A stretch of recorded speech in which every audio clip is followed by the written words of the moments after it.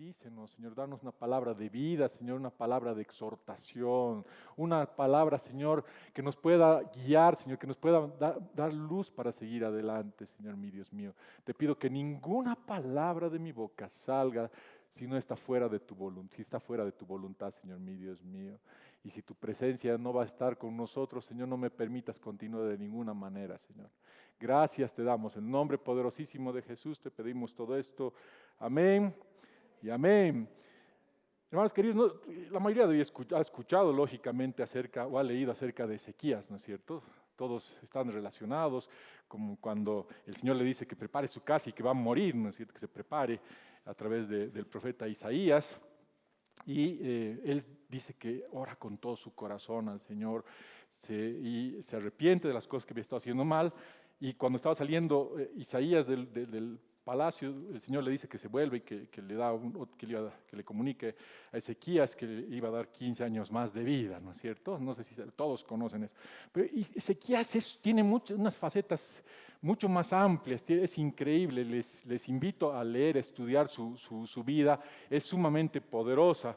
Tiene 7 libros dedicados en la palabra, es increíble. Está en Segunda Reyes del 18 al 20 y de Segunda de Crónicas del 29 al 32. Por ser tan vasta la enseñanza, lo que vamos a hacer es he sacado varios pasajes, varios aspectos. Vamos a ir saltando de pasaje en pasaje, así que, pero les pido por favor que sean bereos. Tal vez se las voy a contar. Anoche me he soñado y quiero contárselas y quiero charlárselas, como dicen en el Oriente. Así que sean bereos, vayan a estudiar y encuentren todos esos principios tan poderosos que te enseñan la palabra del Señor. Como sabemos, la palabra del Señor no cubre nada, inclusive de sus principales personajes. Ezequías dice que era entre los reyes de Judá el mejor. Nunca hubo ni antes ni después un rey como Ezequías de Judá. ¿No es cierto? Obviamente David era el rey de Israel, pero dice que hizo lo bueno ante los ojos de Jehová. Su padre era Acaz.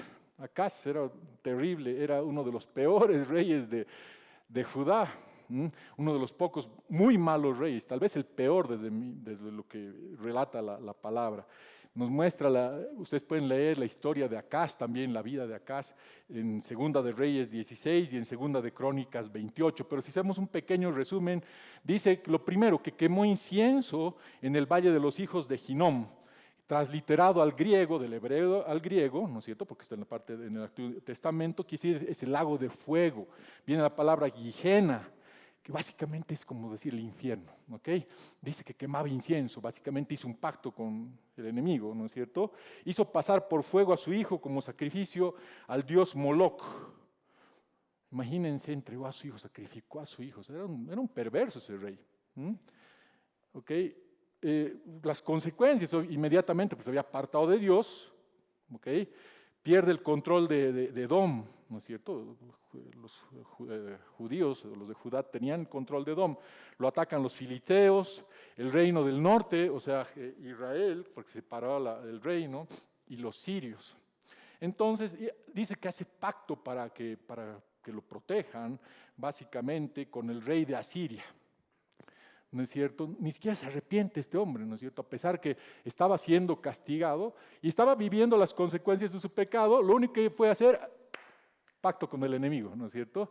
Entonces va a pedir que el rey de Asiria lo proteja. Y dice que agarra toda la plata y el oro de la casa de Jehová y todos los tesoros de su palacio, los agarra, los junta y los lleva como presente al rey de Asiria. ¿Okay? En Segunda de Reyes 16:7 dice que manda a sus embajadores y le manda a decir: yo soy tu siervo, yo soy tu hijo, le dice al rey de Asiria, imagínense, ¿no es cierto?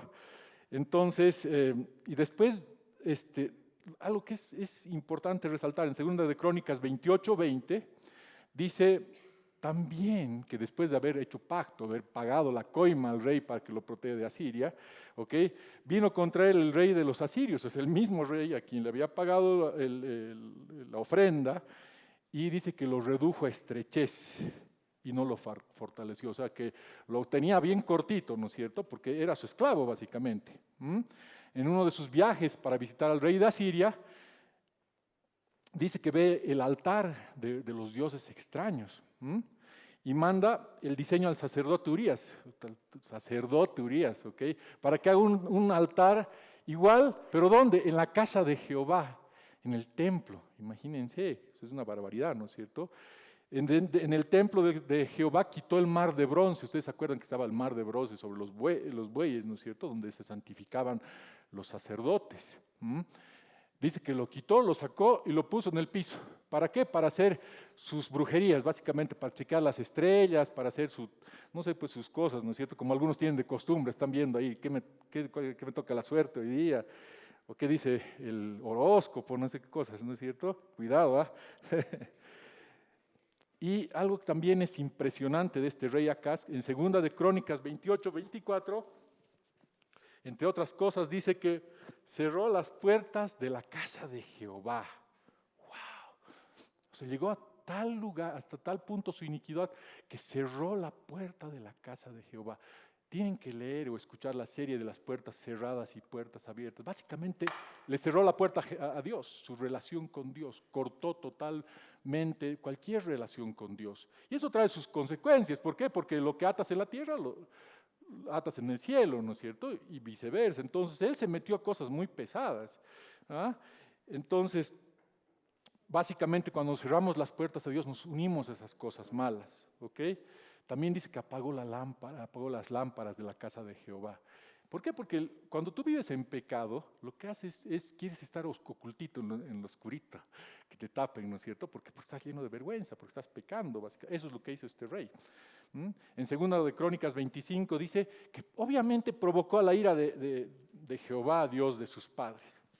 No era su Dios, lógicamente, él no lo seguía. Si podemos ponerlo en términos locales, ese rey Acaz era un verdadero cachafaz, ¿no es cierto? Pero es que tal vez lo que no entienden ese dicho, era heavy, oye, era bien pesado. Era terrible, ¿no es cierto? Ahora, pero semejante cachafaz, semejante terrible, tenía que producir alguna consecuencia, ¿no es cierto?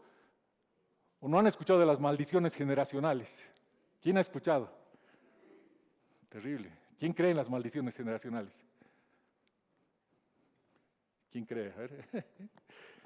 Pero obviamente su hijo debería ser totalmente pues consumido, ¿no es cierto? O sea, y eso más dice la palabra, como vamos a ver, hasta la 4ª generación debería visitar Jehová la iniquidad. Eso está escrito en Deuteronomio 5, del 7 al 9. Dice, no tendrás dioses ajenos delante de mí, no harás para ti escultura ni imagen alguna de cosa que está arriba en los cielos, ni abajo en la tierra, ni en las aguas debajo de la tierra. No te inclinarás a ella, ni la servirás, porque yo soy Jehová tu Dios, fuerte, celoso, que visito la maldad de los padres sobre los hijos hasta la 3ª y 4ª generación de los que me aborrecen. ¿Acaso lo aborrecía o sí o no a Dios? Le cerró las puertas de su casa, ¿no es cierto? Entonces obviamente tenía que venir la ira de Dios, a consumirlos a toditos. Pero como hemos sido enseñados, este tiene otro sentido, el que visite la iniquidad de los padres a los hijos hasta la 3ª o 4ª generación. Dios no es un Dios malo, Dios es un Dios bueno, es un Dios generoso, es un Dios lleno de misericordia. ¿Ok? Y el hecho de que esta casa haya sido tan terrible, no quiere decir que su hijo no tenga una oportunidad. El Señor visita a la siguiente generación para ver dónde está su corazón. Si puede ser transformado, ¿para qué? Para bendecir, porque Dios está dispuesto a bendecir. Así que olvídense del tema de las maldiciones generacionales, como vamos a ver acá. Y es una prueba clara y viva de la bondad y la misericordia de Dios. ¿Ok? Primero, ¿qué quiere Ezequías? ¿Qué quiere decir? Que es fortalecido de Jehová. Esa es la traducción. Su madre era Abías, que quiere decir adorador de Jehová, hija de Zacarías. Jehová ha recordado. Seguramente la madre era una mujer de Dios. Era alguien que estaba alabando al Señor, ¿no es cierto? Y que el Señor se había acordado de ella y fortaleció a este hombre, Ezequías. Amén. 2 de Crónicas 29:2. Y dice algo que es maravilloso. Comienza con algo maravilloso. Siempre en los reyes y las crónicas califican a los reyes de entrada. Y dice, e hizo lo recto ante los ojos de Jehová, conforme a todas las cosas que había hecho David su padre. Imagínense, andaba, no se desviaba ni a diestra ni a siniestra, ¿no es cierto? Entre las principales cosas que resalta, o actividades que resalta la palabra, es que abre las puertas de la casa de Jehová y las reparó.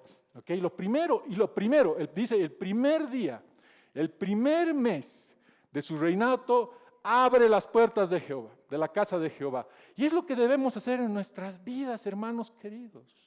Debemos que abrir las puertas de la casa del Señor. O sea, es esa relación que tenemos que tener. Poner al Señor como nuestro principal fuente de vida, ¿no es cierto? Tenemos que abrir nuestro corazón. Luego dice que hace que los levitas se santifiquen. Limpia la casa de Jehová, saca la inmundicia de la casa, restablece la alabanza y la adoración, restablece la celebración de la Pascua, celebra la fiesta de los panes sin levadura, hace tremenda fiesta en honor al Señor, ¿no es cierto? Deja de servir a Siria. Lo primero que tú tienes que hacer, si quieres romper, entre comillas, las famosas maldiciones generacionales, es deja de servir a ese Dios, deja de servir a esos ídolos, ¿no es cierto? Segunda de Reyes 18:4 dice, Él quitó los lugares altos y quebró las imágenes y cortó los símbolos de acera e hizo pedazos la serpiente de bronce que había hecho Moisés, porque hasta entonces quemaban incienso los hijos de Israel y la llamó Neustán, cosa de bronce. Ok, ¿qué es lo que hizo este hombre? Quitó los lugares altos. Dice que los reyes de Israel, los santos, habían hecho desde todos los reyes básicamente de Israel, de Judá, hicieron lugares altos, ¿no es cierto? Comenzando por Salomón. Salomón se casó con muchas mujeres, tuvo varias concubinas y amiguitas, así que adquirió las costumbres malas y empezó a adorar a sus reyes, ¿no es cierto? Tenía los lugares altos y todos los reyes hacían lo mismo. Pero ¿qué es lo que hizo Ezequías? Anuló, abolió, destrozó, quemó, ¿ok? Todos los símbolos que habían, dice que los hizo pedazos, ¿ok? Y dice que inclusive había la serpiente de bronce que Moisés había fabricado. ¿Para qué? Pues ustedes se acuerdan cuando el pueblo estaba en Egipto, dice que en el desierto, saliendo de Egipto, dice que la gente era picada por las serpientes y obviamente fallecía. Entonces el Señor proveyó esto, ¿para qué? Para que le veían la cara a la serpiente y como simplemente algún símbolo nada más, y se curaban, no moría la gente por la picadura de la serpiente, pero era un objeto nada más de Dios, ¿okay? Pero la gente se hizo inclusive ídolo de aquello. Eso te enseña a que no tienes que idolatrar absolutamente nada. Ahora, perdón, voy a hacer un paréntesis. Cuidado que algunos lleguen a su casa y vayan a romper las fotos de su esposa, por ejemplo, ¿no es cierto? No porque le están idolatrando, sino que es una serpiente. Cuidado, no quiero tener problemas después, nada así que yo les he dicho, nada. No, pero a veces nos hacemos ídolos de cosas que el Señor utiliza. Por ejemplo, aquí el pastor a veces cuando no está presente alguien, viene y unge un pañuelo, por ejemplo, ¿no es cierto? Y la gente va y impone, pero simplemente es un símbolo. Cuidado que estés con el pañuelo ahí colgado y lo pongas en un cuadro y estés adorando, ¿no es cierto? A eso se refiere, ¿no? Es simplemente un objeto. El Señor no quiere absolutamente ningún otro tipo de ídolos. Dios es un Dios celoso. Dios no quiere que nos hagamos estatuas ni nada físico, ¿no es cierto? Eso es absolutamente claro. Y la palabra es totalmente radical en ese aspecto, ¿ok? Entonces, dice que destrozó absolutamente todo. Luego en Segunda de Crónicas 31, 20 al 21, Segunda de Crónicas 31, del 20 al 21, dice, de esta manera hizo Ezequías en todo Judá y ejecutó lo bueno, recto y verdadero delante de Jehová su Dios. En todo cuanto emprendió en el servicio de la casa de Dios, de acuerdo con la ley y los mandamientos, buscó a su Dios. Lo hizo de todo corazón y fue prosperado. ¿Ok? Aquí resalta 3 cosas que hizo este hombre, en resumen. Hizo lo bueno, lo recto y lo verdadero ante los ojos de Dios. Ahora, ¿qué es hacer lo bueno? ¿Qué significa bueno? Es estar bien, hacer el bien, ser mejor, estar en un estado de posesión de características apropiadas o estar capacitado para llevar a cabo una función esperada. ¿Qué quiere decir ser capaz? Métete en la palabra, hermanos. Ahí está todo, están los mandatos. Cuando tú haces lo que dice la palabra de Dios, estás haciendo lo bueno, ¿no es cierto? Hizo lo recto, dice que estás nivelado, o sea, perteneciente a no estar lleno de baches, con elevaciones o depresiones. Persona íntegra que se conforma a un estándar. ¿Cuál es nuestro estándar? Es la palabra de Dios, ¿no es cierto? Cuando tú tienes la palabra de Dios en tu corazón, no tienes baches, no tienes altibajos, no estás, hoy día voy a estar bien, hoy día voy a estar mal, o mañana voy a estar mal, ay, me ha mirado feo, ay, mi pestaña, no sé. No te vas a estar bien naturalmente, ¿por qué? Porque estás confiado en el Señor, ¿no es cierto? En Él está tu esperanza y vas a hacer lo verdadero también, ¿no es cierto? ¿Qué quiere decir verdadero? Quiere decir fidelidad, honestidad, duradero, confiabilidad. Cuando tú estás parado en la palabra del Señor, vas a volverte una persona confiable, ¿ok? Porque tus fundamentos van a estar claros, vas a estar parado sobre la roca, no va a ser fluctuante, ¿no es cierto? Que se deja llevar por vientos de falsas doctrinas. Eso básicamente te da la palabra del Señor. Y eso te da un corazón recto ante los ojos de Jehová y verdadero, ¿no es cierto? Ahora entonces hablaremos de las maldiciones generacionales, porque pasa, ¿no es cierto? Aparentemente. Entonces, primero lo que decíamos que Dios está lleno de misericordia, debemos saber ese principio primero. Segunda de Pedro 3:9, segunda de Pedro 3:9, vámonos a ese pasaje porque es importante que lo podamos memorizar y que lo podamos tener ahí siempre presente. Dice, el Señor no retarda su promesa, según algunos la tienen por tardanza, sino que es paciente con nosotros, no queriendo que ninguno perezca, sino que todos procedan al arrepentimiento, ¿no es cierto? Dios es bueno, Dios es misericordioso, no quiere que nadie se pierda, hermanos. Lo único que está esperando es que nos arrepintamos, que tengamos en nuestra vida esa metanoia, ¿no es cierto? Que ese cambio de estilo de vida como consecuencia de un cambio de la mentalidad. ¿Y qué mentalidad? La mentalidad del reino. La mentalidad de hacer lo que la palabra de Dios nos ordena. Es lo único que te va a poder dar realmente esa verdadera relación con Dios, ¿no es cierto? Vas a poder acceder a la misericordia sin ningún problema. Dios está dispuesto a dar misericordia, ¿no es cierto? Otra cosa que debemos también entender es que cada uno es responsable por su propio accionar, ¿ok? Si yo peco, yo voy a sufrir las consecuencias. ¿Cierto? Yo voy a tener el castigo y eso, váyanse por favor a Ezequiel 18:20. Ezequiel 18:20. Y dice, el alma que pecare, esa morirá. El hijo que no llevará el pecado del padre, el hijo no llevará el pecado del padre, ni el padre llevará el pecado del hijo. La justicia del justo será sobre él y la impiedad del impío será sobre él. Entonces estamos más claros, ¿no es cierto? Cada uno es responsable de sus. Entonces, ¿pero y por qué existen esas consecuencias? ¿No es cierto? ¿Qué consecuencias? Mi papá ha hecho barbaridades y después me pasan barbaridades. La palabra también nos aclara.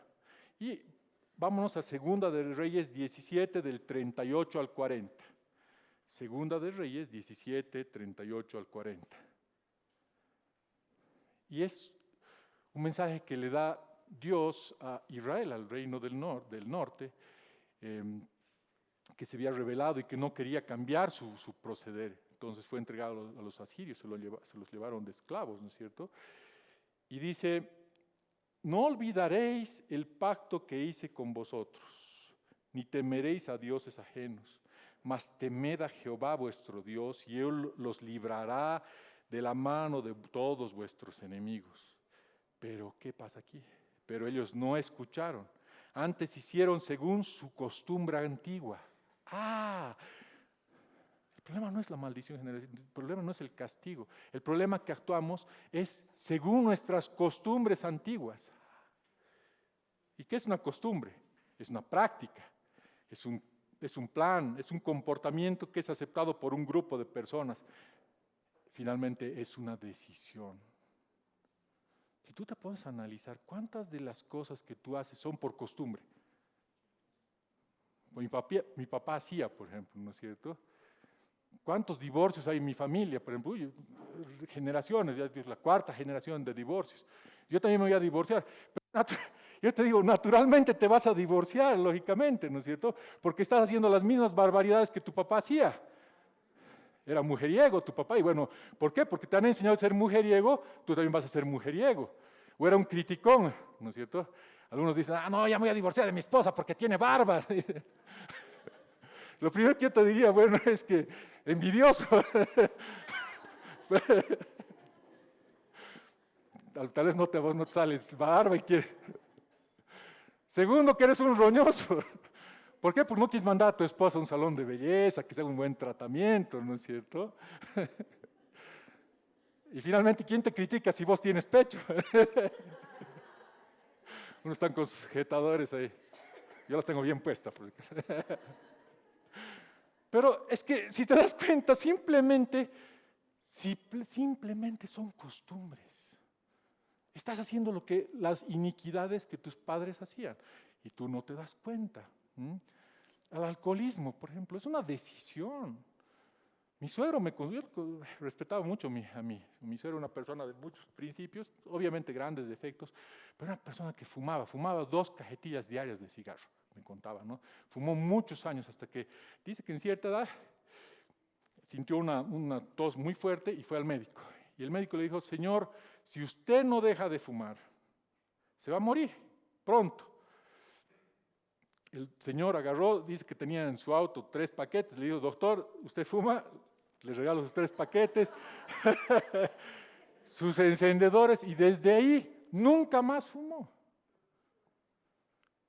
No es que diga, no, pero el vicio, que es rico un poquito más, hoy día más y mañana veremos, ¿no es cierto? No.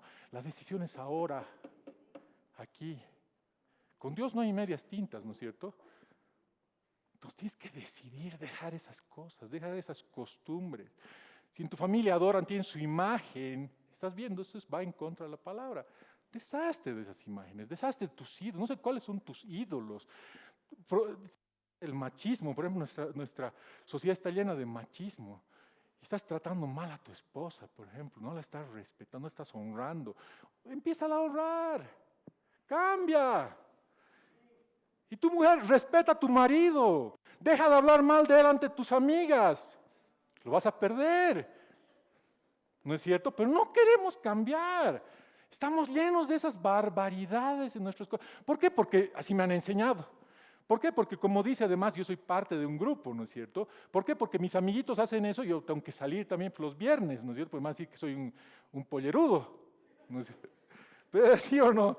Entonces, pues yo voy a dejar de hacer esas cosas. ¿Por qué? Porque eso va en contra de la palabra de Dios. Pero ¿qué es lo que pasa? No queremos entender, hermanos. Por eso nos va mal en la vida. Porque seguimos haciendo las cosas sin ningún fundamento bíblico. Por eso justamente es que la palabra la tenemos que grabar en nuestro corazón. La palabra es clara. La palabra nos da fundamentos, principios. Nos da preceptos que debemos cumplir. Y tenemos que tratar de aplicarlos en nuestras vidas. ¿Ok? Entonces estudiemos la palabra por lo menos. En vez de ver a la doctora Polo, lean la Biblia, llenen su corazón de la palabra de Dios y van a ver cómo su vida va a cambiar. Si no, pregúntenle a Ezequías. ¿Ok? Porque dice que además de eso fue prosperado. Dios lo prosperó. Le dio riquezas, le dio abundancia y le dio poder. Él pudo ir contra sus enemigos y tuvo éxito. Y no, aquí no se trata de riqueza, no es el tema del rey Mamón, de la plata, ni qué sé yo, puede ser una consecuencia. Pero te va a dar paz, te va a dar tranquilidad. Todos tus caminos van a ser prosperados. ¿Cuánta gente anhela llegar a su casa y dormir tranquila y no duerme? ¿Por qué? Porque sabe que está haciendo cosas malas. Que sigue, a pesar de que el Señor le diga, no hagas esto, sigue recibiendo esa llamada que le hace pecar. Sigue recibiendo esos contactitos en el Facebook de viejos amores que por lo menos le hacen pecar en pensamiento. Digo, cuidado. ¿Qué es lo que quiere el Señor? Bota todo eso. Sé libre. Y vas a ver cómo vas a poder llegar a dormir tranquilo a tu casa. Vas a dormir en la paz del Señor. Aunque todo se esté cayendo, no va a importar, porque tú sabes que estás bajo la voluntad de Dios y que no estás solo. Amén. Amén. Es una primera fuerte enseñanza. Mediten en esa enseñanza. Lean la vida de Ezequías y van a ver cómo pudo romper todas esas barbaridades generacionales. Y fue libre. Amén. Pero también era hombre. Estaba sujeto a pasiones. Y dice que empezó a hacer política, ¿no es cierto? Algunos historiadores dicen que empezó a hacer pactos con Egipto. Entonces ellos empezó a apoyarse porque estaba en una época difícil. Asiria estaba creciendo, era muy poderosa Asiria. Y en esa época también había el profeta Isaías, gloria a Dios por el profeta Isaías, que le había advertido que no ponga su confianza en carne, la carne, o sea, en el brazo, que era así, Egipto, ¿no es cierto? Pero desoyendo esto, Ezequías hizo un pacto con los egipcios.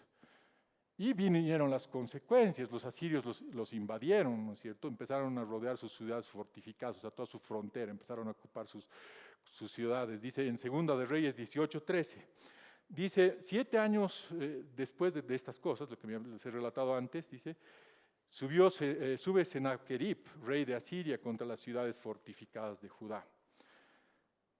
Ahora, como les dije, es una prueba de Dios, ¿no es cierto?, por las alianzas que había hecho con Egipto. Esa advertencia que le hace Isaías la puedes ver en Isaías 20, ¿ok? Le dice básicamente, no confíes en brazo de carne, confía en tu Dios, pero él no hizo caso, entonces empiezan a invadirlo los asirios. Ahora, en Jeremías 17:5, perdón, ya estoy como bien logos, en la Nueva Traducción Viviente dice, esto dice el Señor, malditos son los que ponen su confianza en simples seres humanos, que se apoyan en la fuerza humana y apartan el corazón del Señor. ¿En quién tienes que poner tu confianza? En Dios, pero Ezequías en este caso puso su confianza en un ejército supuestamente poderoso de los egipcios. Y miren cómo les ha ido, ¿no es cierto? Maldito el hombre que confía en el hombre. No confíes en el hombre te va a fallar. ¿Ok? El problema es que nosotros vamos poniendo nuestros ojos constantemente en el hombre. No, es que el pastor, lo empezamos a diosificar el pastor. El pastor es un hombre. ¿Ok? No les voy a contar sus secretos porque no, mentira. No, es un excelente hombre, es un hombre de Dios, pero puede fallar, ¿no es cierto? Nos va a fallar naturalmente, pero muchos ponemos nuestros ojos o en el hermanito o en alguien de la iglesia, nos falla y ¿qué es lo que hacemos? Nos ofendemos. Nos ofendemos y ¿qué hacemos? Cerramos las puertas de nuestro corazón a Dios. Nos vamos y hacemos pacto con el rey de Asiria. ¿No es cierto? ¿O no pasa eso? Pasa, ¿no es cierto? Ahora, en el verso 14, del 14 al 16, estamos en Segunda de Reyes del 18, ahora Segunda de Reyes 18, del 14 al 16, ¿ok? Él acepta su pecado ante el rey de Siria. Se dice, yo he pecado, ¿ok? Ahora quiero hacer pacto contigo. Entonces te voy a mandar una ofrendita. ¿Okay? ¿Para qué? Para que me protejas, haciendo un poquito las veces de lo que hizo acá su papá. ¿Okay? Entonces el rey de Asiria le impone una multa de 300 talentos de plata, que son más o menos unos 900 kilogramos, y 30 talentos de oro, unos 90 kilos de oro, ¿okay? Para que no invada Judá, para que se retire. Pero ¿qué es lo que pasa? ¿Cómo es? Pues el rey de Asiria es un mentiroso, ¿no es cierto? En el verso 17, que recibe la plata, y dice que va y rodea Jerusalén. Es lo que pasa cuando tú haces un pacto con el diablo, o sea, con el enemigo, si quieres decirlo así, ¿no es cierto? Cuando le dices, el enemigo te empieza a demandar. No sé si han escuchado esa canción que está de moda. El enemigo siempre te dice, nunca es suficiente para mí, porque siempre quiero más de ti. Y es así, ¿no es cierto? Nunca es suficiente para el enemigo. Nunca es suficiente para el enemigo. Vos le das tu vida, le entregas le haces ahora que es agosto, le haces ¿cómo se llama? Tus mesitas, Pero siempre te va a demandar más, va a exigir más, va a exigir. Porque el único propósito del enemigo está en Juan 10:10, ¿no es cierto? Él ha venido solo a robar, matar y destruir. Él quiere cortar tu relación con Dios. Haces pacto cuando te alejas de Dios, cuando te ofendes, cuando te enojas. Haces pacto cuando dejas de estudiar la palabra del Señor, cuando dejas de escuchar la palabra de Dios, cuando cierras las puertas del templo de Dios en tu corazón, porque nosotros somos templos, ¿no es cierto? Somos templos vivos. Entonces empiezas a hacer pactos, ¿no es cierto? ¿Y qué es lo que pasa? El otro te va a mentir, te va a engañar, sí, te va a dejar tranquilo un tiempito, pero después va a venir con todo y va a querer ocupar tus ciudades, va a querer robarte, te va a querer dejar en la miseria, ¿no es cierto? ¿Okay? Y dice que el rey de Asiria envió a 3 altos jefes con un gran ejército contra Jerusalén. ¿Y dónde está el pacto que decíamos, no es cierto? Ahora, ahí yo creo que entra en juego y entra muy fuerte Isaías. Isaías seguramente amonesta a Ezequías.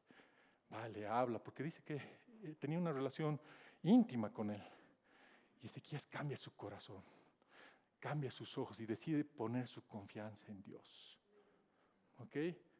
Y ahora vamos a ver qué es lo que pasa. Cuando van estos 3 mensajeros, vamos a leer en el Segunda de Crónicas 32, del 10 al 19. Hay muchos detalles que están en Reyes y en Crónicas. Les pido y les invito, por favor, que lean la palabra del Señor, ¿ok? Y lean y se van a dar cuenta que es impresionante. Básicamente, vamos a leer, pero todo este pasaje, del Segunda de Crónicas 32, del 10 al 19. Y dicen estos 3 mensajeros, van y se ponen en la puerta de Jerusalén, ¿ok? Y empiezan a gritar, dice, ¿en quién confiáis vosotros al resistir el sitio en Jerusalén? ¿No os engaña Ezequías para entregaros a muerte, a hambre y a sed? Al decir, Jehová nuestro Dios nos librará de la mano del rey de Asiria. ¿No es Ezequías el mismo que ha quitado de delante de que ha quitado sus lugares altos y sus altares, y ha dicho a Judá y a Jerusalén, delante de este solo altar adoraréis, y sobre él quemaréis incienso? ¿No habéis sabido lo que yo y mis padres hemos hecho a todos los pueblos de la tierra? ¿Pudieron los dioses de las naciones de esta tierra librar su tierra de mi mano? ¿Qué Dios hubo de entre todos los dioses de aquellas naciones que destruyeron mis padres, que pudiese salvar a su pueblo de mis manos? ¿Cómo podrá vuestro Dios librarnos de mi mano? Ahora pues, no os engañe Ezequías, ni os persuada de este modo, ni le creáis que si ningún Dios de todas aquellas naciones y reinos pudo librar a su mano de mis manos y de las manos de mis padres, ¿cuánto menos vuestro Dios os podrá librar de mi mano? Y otras cosas más hablaron sus siervos contra Jehová Dios y contra su siervo Ezequías. Además de esto, escribió cartas en las que blasfemaba contra Jehová, el Dios de Israel, y hablaba contra él diciendo, ¿cómo los dioses de las naciones de los países no pudieron librar a su pueblo de las manos? Tampoco Dios de Ezequías librará al suyo de mis manos. Y clamaron a gran voz en judaico, además en judaico, ¿no es cierto?, al pueblo de Jerusalén que estaba sobre los muros para espantarles y atemorizarles, a fin de poder tomar la ciudad.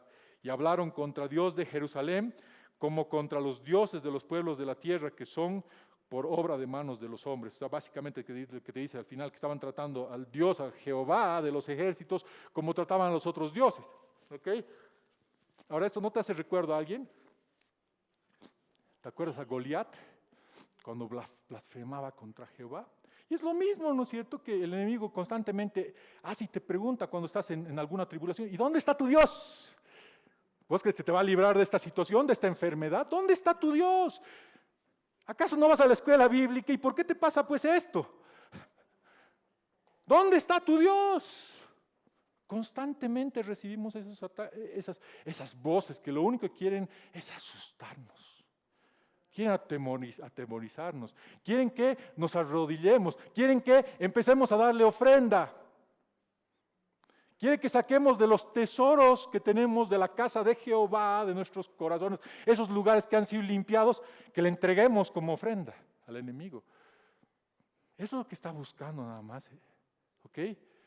Esa era la única figura, porque es un bravucón. ¿No? ¿Dónde está tu Dios? ¿No se acuerdan de la mujer de Job?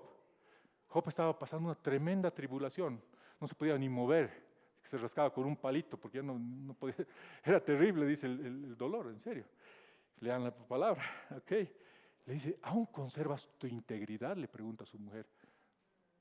Maldice a Jehová y muere, no te va a salvar. Y es lo mismo que te dice muchas veces el enemigo en tu vida. Maldice a Jehová y muere. Él quiere matarte. Pero no se olvida, pero se olvidaba y no tomaba en cuenta que estaba hablando de Jehová de los ejércitos, ¿no es cierto? Ahora, ¿qué es lo que hace Ezequías? Vámonos a Segunda de Reyes, continuamos. Segunda de Reyes 19 del 14 al 16. Segunda de Reyes 19 del 14 al 16.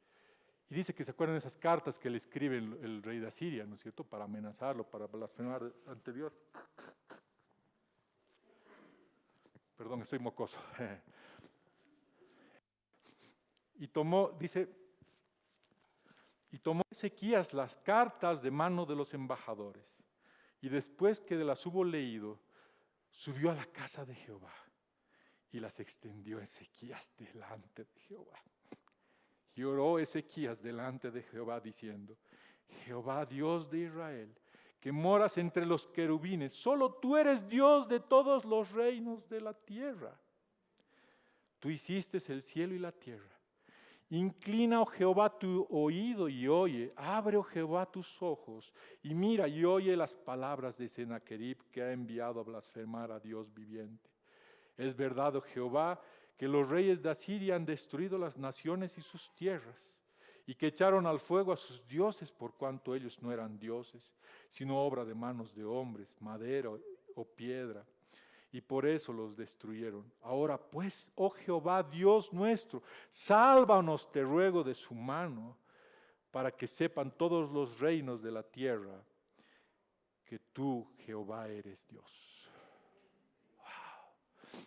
Es lo que debemos hacer, hermanos queridos, cuando estamos pasando en tribulaciones.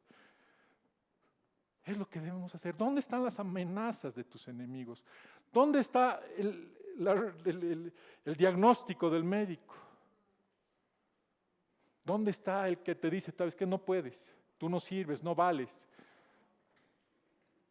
Ve y exponlo ante Jehová de los ejércitos. Él es el único que va a poder traer victoria. Amén. Amén. ¿Y qué dice? Y otra cosa que es importante, tienes que tener a alguien sobre tu vida. Tienes que tener un pastor, tienes que tener a alguien de parte de Dios. Ezequías era realmente muy bendecido porque tenía a Isaías y tenía una relación hermosa, ¿no es cierto? Y aquí nos muestra en Segunda de Crónicas 32:20. Segunda de Crónicas 32:20. Nos dice, mas el rey Ezequías y el profeta Isaías, hijo de Amós, oraron por esto y clamaron al cielo. Qué hermoso, no estás solo. Tienes que tener a alguien que venga de parte del Señor y que con el que puedas orar conjuntamente, que puedas entregarle al Señor, que puedas exponer tu caso. Amén. ¿Y cuál es la respuesta? Ya estamos llegando al punto. Segunda de Reyes 19:35. Vámonos a Segunda de Reyes 19:35, por favor.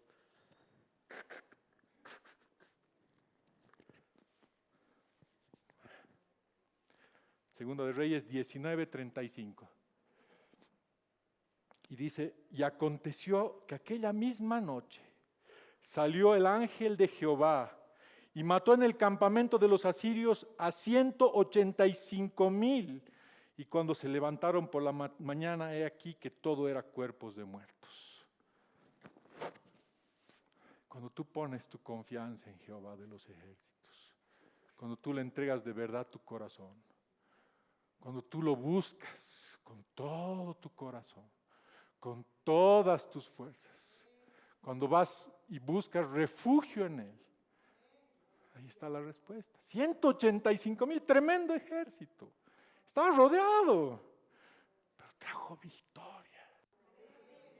Aleluya, amén, amén. ¿Quién puede decir amén? Pero no los veo tan felices, tan convencidos, ¿no es cierto? Yo creo que se merece un aplauso nuestro Dios por...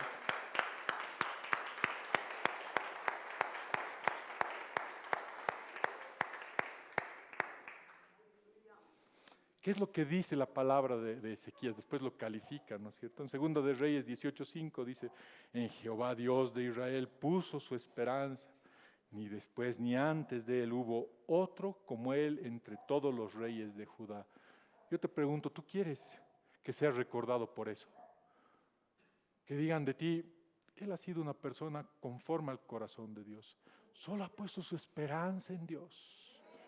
Amén. Entonces pon tu esperanza en Dios. ¿Qué esperas? Deja de hacer pactos, vaya a romper todos esos ídolos. Tus ídolos pueden ser tu familia, tus riquezas, tus posesiones, tu trabajo, cualquier cosa que te está alejando de Dios.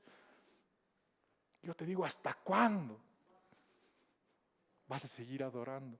Ahí está la respuesta, Él puede, no hay nada imposible para el Señor. 185,000 hombres fueron acribillados, aniquilados, sin mover un dedo, solo por la voluntad de Dios. Amén. Ahora, ¿qué quiere decir? Puso su esperanza. La esperanza es confiar, depender de, creer en una persona u objeto al punto de dependencia de, llevar a creer, hacer y confiar. Ahora miren estas definiciones son creer una persona u objeto al punto de dependencia de. Yo te digo, ¿dependes de Dios? Ya es más difícil, ¿no es cierto? ¿Tú das pasos de fe de verdad? Creyendo, o le estás poniendo, no, pero Señor, a ver, voy a dar, pero a ver, me vas a hacer, dame una señalcita, hazme esto, lo otro, o sea, siempre estás tratando de negociar con Dios, ¿no es cierto? Al Señor quiere que tú le creas con todo tu corazón. Amén, pero no lo creemos, ¿no es cierto? Debemos tener esa dependencia, ¿no es cierto? Ahora, ¿qué es la bendición de todo esto? Que nuestra dependencia hace que hagamos depender a otras personas. ¿Por qué? Porque es nuestro testimonio. Cuando tú tienes un estilo de vida que está pegado a la palabra del Señor, cuando tú ves y demuestras que dejas que Dios se magnifique en tu vida, cuando dejas que Dios simplemente te lleve, te conduzca, te guíe por sus caminos y ves los frutos, porque tiene frutos, ¿ok? La paz no tiene precio, ¿ok? Que estés feliz, que estés gozoso, que puedas dar un abrazo sincero, que no te estés ocultando de nadie. Va a dar un buen testimonio en tu vida y va a hacer que otras personas también dependan de Dios, porque todo el mundo está sediento, está buscando una solución, por eso hay tantas barbaridades. ¿No es cierto? Porque el mundo está necesitando quien los ame, que los contenga, que les dé seguridad, pero el problema es que van a los lugares equivocados en vez de venir a la fuente de vida. Es sencillo, ¿no es cierto? Y para terminar, veamos al Salmo 27, por favor. Ese salmo es otro salmo que lo tienes que tener ahí clavado, bien puesto, en el lugar donde lo puedas ver. Y dice, Jehová es mi luz y mi salvación. ¿De quién temeré? Jehová es la fortaleza de mi vida. ¿De quién he de atemorizarme? Cuando se juntaron contra mí los malignos, mis angustiadores y mis enemigos, para comer mis carnes, ellos tropezaron y cayeron. Aunque un ejército acampe contra mí, no temerá mi corazón. Aunque contra mí se levante guerra, yo estaré confiado. Amén, gloria a Dios, gracias Señor, gracias Padre, tú eres bueno Señor. En ti confiamos, hoy día declaramos Señor, con todo nuestro corazón Señor, que nuestra confianza está en ti, Señor, mi Dios mío. Muéstranos, danos fortaleza, Señor. Haz que esta palabra se haga rema en nuestras vidas, Dios santo. Ayúdanos a ser fuertes para tomar esa decisión y dejar de lado aquellos ídolos, Señor, que nos alejan de ti, Padre. Guíanos, llénanos de ti, Señor. Danos fortaleza, Dios mío. que decidamos por la vida, que ya dejemos de estar cavilando nuestros corazones, Señor mi Dios mío, entre hacer lo bueno y hacer lo malo, Señor mi Dios mío, que seamos firmes, que tengamos convicción, que el único camino de verdad y de vida eres tú, Señor mi Dios, y está en ti, Señor. Te pedimos que nos guíes, nos ilumines, nos lleves en paz. Te pedimos todo esto en el nombre poderosísimo de Jesús. Amén y amén.